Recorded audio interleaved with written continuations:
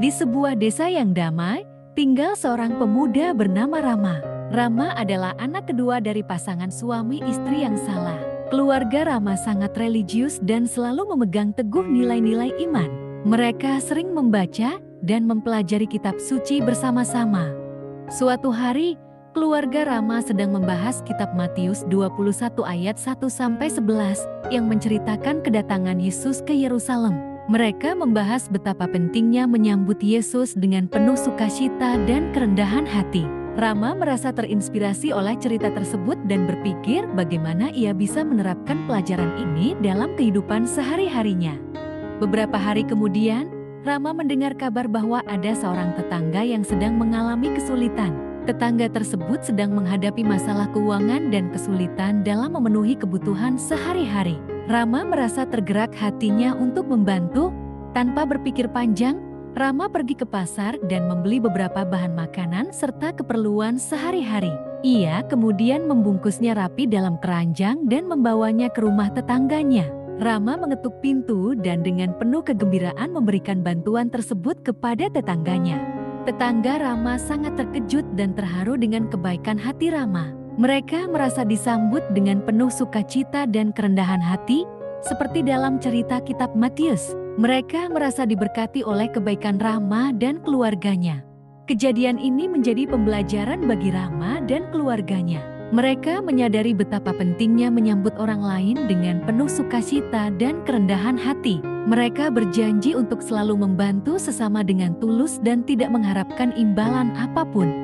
Dalam cerita ini, Rama dan keluarganya mengalami momen yang mengingatkan mereka pada kisah Yesus di kitab Matius 21 ayat 1-11. Mereka belajar untuk selalu menyambut orang lain dengan penuh sukacita dan kerendahan hati, serta memberikan bantuan kepada mereka yang membutuhkan.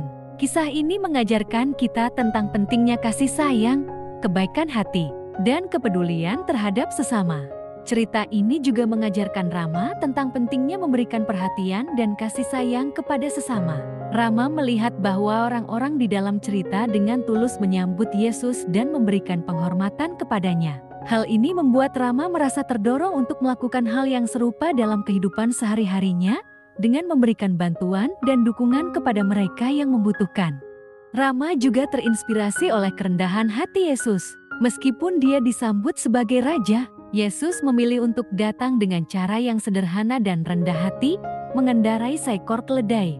Hal ini menunjukkan kepada Rama bahwa kebesaran seseorang tidak diukur dari kemewahan atau kekuasaan, tetapi dari kerendahan hati dan kasih sayangnya kepada sesama. Cerita Rama dan bagaimana ia merasa terinspirasi oleh kitab Matius 21 ayat 1-11 memiliki banyak relevansi bagi kita semua. Berikut beberapa poin yang bisa kita ambil. Pertama, kerendahan hati.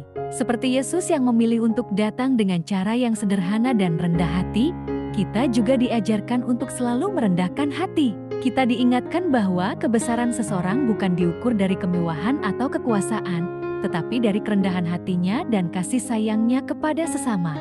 Kedua, kasih sayang dan kedamaian.